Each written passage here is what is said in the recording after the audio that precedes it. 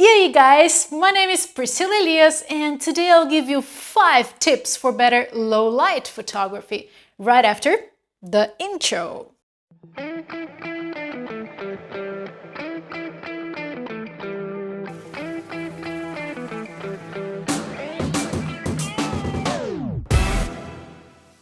It's amazing how many beautiful low light photos we see out there from awesome photographers from all over the world. You look at those photos, you want to do photos just like those. You wait for the night to come, get your camera, go out to shoot, and dang, you come back home feeling frustrated with a bunch of photos that don't look nearly as good as the photos you've just seen before.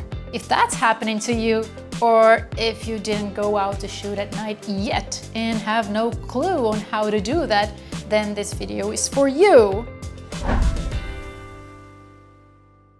The first tip I have for anyone shooting low light photography is just the same I would give to someone shooting during the day. Search for the good light. You can use the light available. You can take a source of light with you to create some light to your subject, and depending on what you're doing, you don't need anything big. This shot, for example, I took only with my aperture light along with the light that was available at the street where I was shooting. Or you can also use an external flash. And I don't recommend ever using the built-in flash, as it will provide you that harsh, artificial light to your photo. Use the speed light in manual mode with the amount of light that won't kill the vibe of your scene, and bounce that off a wall or off a ceiling. It will look natural and pleasing to the eyes. And this tip is perfect for portraits and events, as different from when you're shooting city landscape or Milky Ways. In most cases, you won't want blur in your photos. So use an external flash the right way and your photos will look sharp and crispy, still with a very natural looking light. For the wedding ceremonies I shoot, in most of the cases when the ceremony is done indoors, I use an external flash for my shots. Even if it's during the day, usually the light available inside churches or big buildings is not good, and the flash is my savior many times. When you're taking low light photos, the shutter speed can make the whole difference in terms of results. If you're shooting portraits or events and you're using an external flash, if you use enough light from your flash, the flash itself will freeze motion when you take your shot. And therefore, even if you shoot with a lower shutter speed, you should be able to get sharp and crispy images of people. If you're shooting portraits or events without a flash, then if you want a very sharp photo, I wouldn't recommend going lower than 160th of a second, depending on your camera. I shoot with a Canon 5D Mark IV and I try not to go lower than that, even though if the subject is not moving and my hands are steady, I can still get sharp photos with 1/80th of a second. I prefer to play safe with the 160th of a second though. If you're shooting a city landscape or a non-moving subject or the Milky Way though, then you can go real low on your shutter speed. By the way, the low shutter speed can give you amazing blurry motion and help you not to need to crank up your ISO, which can be good since the higher the ISO you use, the noisier the photo will be. If you're going for a low shutter speed though, I really recommend you use tip number 3, which is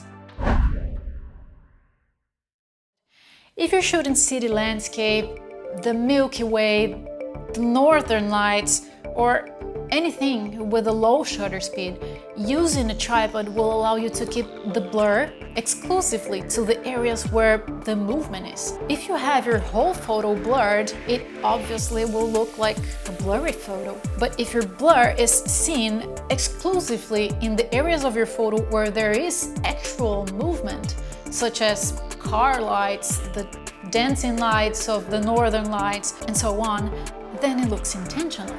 People will see what in reality was moving when you took the photo, and that is awesome. If you're shooting events, forget the tripod though. If you're shooting portraits, you might consider it, but still might not make a big difference since your subject might move a little.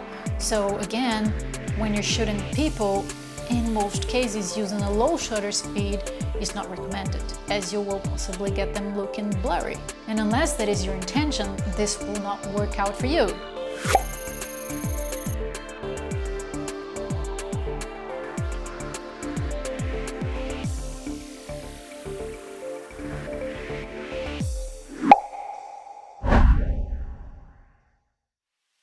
If you haven't heard this yet, know that you will hear this many times when you're studying photography. Choose noisy over blurry. It's better to have some noise from high ISO to your photos than to have blurry photos where people or things will look like ghosts. It is important to know your gear and the limits to your ISO.